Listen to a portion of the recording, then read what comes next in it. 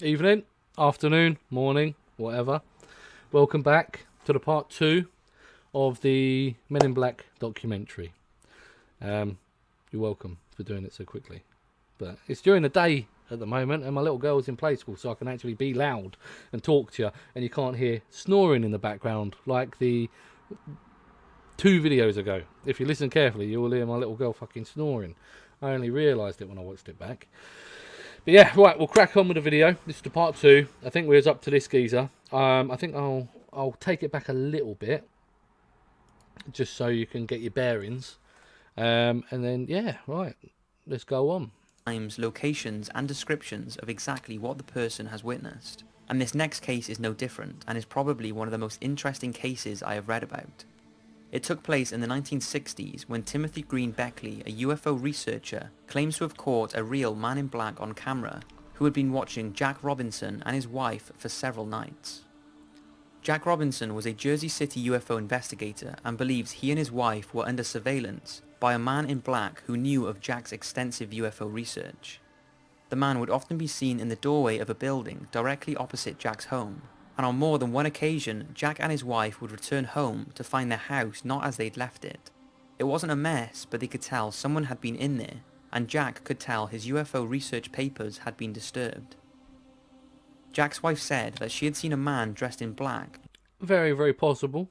Very possible. Obviously, bowing down to the truth of the conspiracy theory, that is very, very, very likely. But then again, because you see a man dressed in all black in a black suit, it can, and you're doing this anyway, you can get very, very paranoid. The smallest thing, like me walking past and giving you a look, might set you off. If you think you're digging into something that's forbidden, or it's like, wow, why don't people know about this? It's all kept under secret. I can't believe I've discovered the truth. You're going to be thinking about it all the time, and anything will set you off and cause the paranoia. So it can be attributed to that. But is it real? Is it not? Is he just thinking that his papers have just been disturbed? Fucking can't speak today. Or do you think it was actually the Men in Black who come in to have a look through and see what level of credence this evidence has? It's up to you to decide. Looking up at the house with an emotionless look on his face, and they became convinced they were being observed. They mentioned the strange activity to Timothy Beckley and his friend Jim, and the pair decided to drive over to the house to check it out for themselves. And sure enough, just as Jack and his wife had described, a man dressed in black was stood in a doorway looking up at the house. Tim managed to take this photo and believes it's genuine proof of the Men in Black's existence. Shortly after the photograph was taken, the mysterious man was never seen again. Now, I know it could easily be faked, but no one has come forward to prove that it is, so we may never know. You see, the problem with these reported encounters is that they come from people who claim they have been contacted, and in general, most people do not believe that random members of the public are credible witnesses, with many thinking these people are just hoping to gain fame and fortune. But what about when official government members raise concerns about the Men in Black? Well, that's when things get interesting.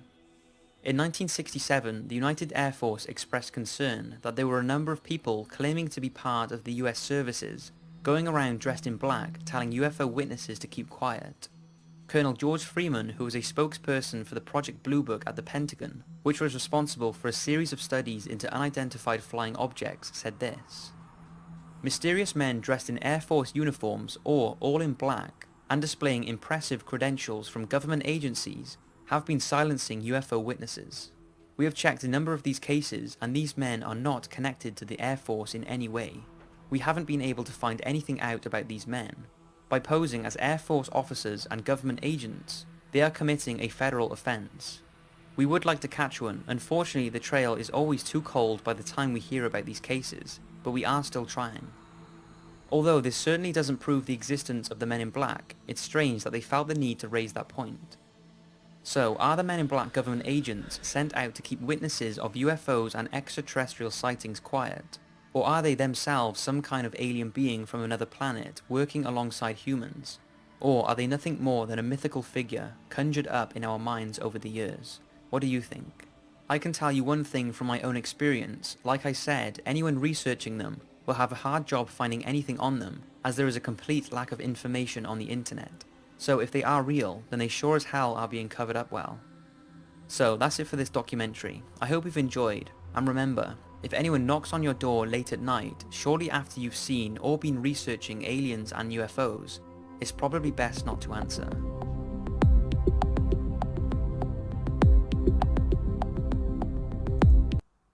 If you're going to do it, use a VPN. Although, if they have got as much power as it's thought, a VPN's going to do fuck all. I mean, it'll hide your IP, but I'm sure there's fucking ways around it. Yeah, interesting stuff. It's not as long as I thought it would be, to be completely honest with you. But what do you think? Any level of credence to these stories? I mean, they're easily... I'm trying to remain balanced. I'd like to believe. You know, I'd like to say, oh my God, this is true. But it's always, when you're researching and coming to a conclusion, you always need to, you need to weigh up the possibilities.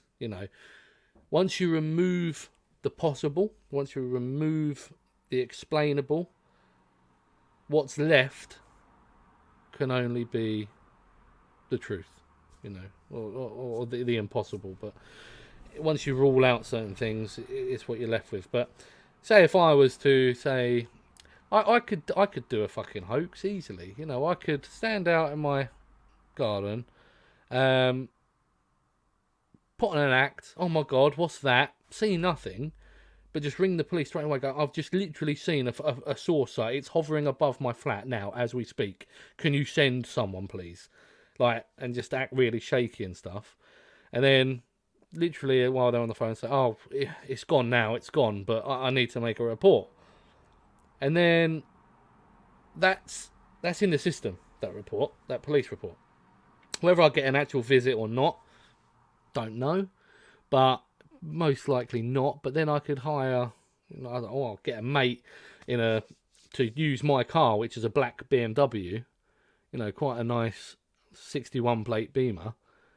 Get a mate who's fairly, quite tall, dressed in all black, and just literally get him to sit in the car and just sort of look at me a little bit, and I'll record it.